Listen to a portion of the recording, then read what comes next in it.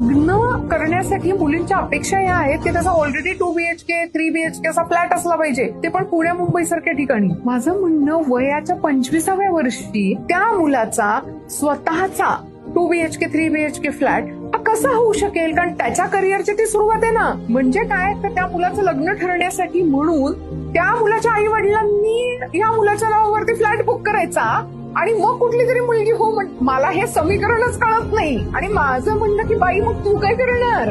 तुला जर सगळं ताटात वाढूनच पाहिजे असेल तर तू लग्नच कशाला करतेस? संसार करायला लग्न करतो ना आपण, कुणाच्या तरी बरोबर खांद्याला खांदा लावून. आता आम्ही 2 BHK घेतला आणि मग तो 2 BHK घ्या आणि मग त्याच्या वास्तुशांतीच्या पूजेला एकत्र जोडीने बसा. ती जी मज्जा आहे ना, ती खरी मज्जा आहे. मुलीच्या आई वडिलांनी हे स्वतःला आधी विचारायला पाहिजे की जेव्हा तुम्ही स्वतः 25 वर्षाचे होतात त्यावेळेला होता का तुमच्याकडे 2 BHK स्वतःचा? होती का तुमच्याकडे 4 व्हीलर? म्हणजे खरंच तुम्ही केलंय का ते? आणि मग हे जे असतं ना की आमच्या वेळेला आम्हाला नाही मिळालं, मग आता आमच्या मुलीला मिळायला पाहिजे. अरे पण ते म्हणजे कॉमन सेन्स हा आहे की ते त्या मुलाचं नसणारच आहे जे तुमच्या मुलीला मिळणार आहे. ते त्या मुलीच्या सासूसाऱ्यांचं असणार.